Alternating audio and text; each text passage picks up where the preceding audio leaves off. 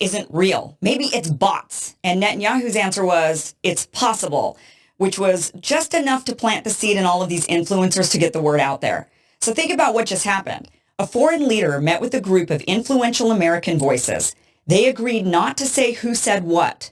They left that meeting and started repeating the key ideas without telling their audiences where those ideas came from.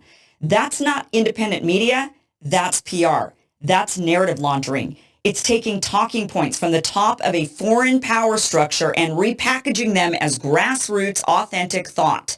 This story matters because it strikes at the core of what people believe about alternative media. These guys are rebels. They don't take orders. They don't play the DC game. They're not CNN in a hoodie. But guess what? The moment power invited them in, they showed up. They sat down. They listened. They took notes. And now they're feeding you the exact messages the government wanted them to deliver without telling you where those messages came from. So let me ask you, if Anderson Cooper did this, would you trust him? Then why would you trust Tim Poole? Now, here's a story I've never told until now. This all reminded me of something that happened to me personally back in March of 2020 when I was invited onto Tim Poole's podcast. Before we went live, myself and some of his staff were just hanging out in the kitchen, just talking, and I casually mentioned that I had just returned from a trip to the West Bank. Not even a political statement, just a fact. And immediately, like snapping fingers, his 3 staffers all jumped in. We're pro-Israel. Yep, very, very pro-Israel. Not, oh, really? What did you see? Oh, that's interesting. Tell us more. Just a shutdown. And I remember thinking, that's really odd. That was really fast. That was robotic. That seemed rehearsed. It didn't feel like a personal opinion. Their response felt automatic and pre-programmed. Now, I didn't understand it at the time. But after watching this Netanyahu meeting unfold, after seeing how over the past few months Tim himself has defended Israel in nonsensical ways, now I get it. That moment wasn't an opinion. It was a line.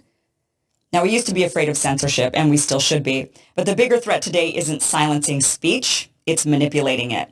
Not banning content, but pushing certain voices to the top. Not jailing dissidents, but inviting them to dinner. Not attacking critics, but infiltrating the platforms you trust the most. This isn't conspiracy. This is strategy, and you're watching it in real time. So the next time someone says, I'm just asking questions, ask yourself this. Who did they meet with last week? What were the rules? What didn't they tell you? Because the biggest threat to free speech isn't just the government. It's when influencers become informal agents of power and still pretend they're not. Now you might say, well, Tim admitted it. Yeah, sure, after the Jewish Insider outed him. Now, if everybody on the named list, only Tim and David Harris Jr. have acknowledged the meeting. The rest haven't. And even if they do, is it a limited hangout? Just enough to make you trust but not give the full story? So the next time someone tells you they're fighting the establishment, but they're sitting in rooms with foreign leaders under secret rules, they're not rebels, they're not journalists, they're not even independent.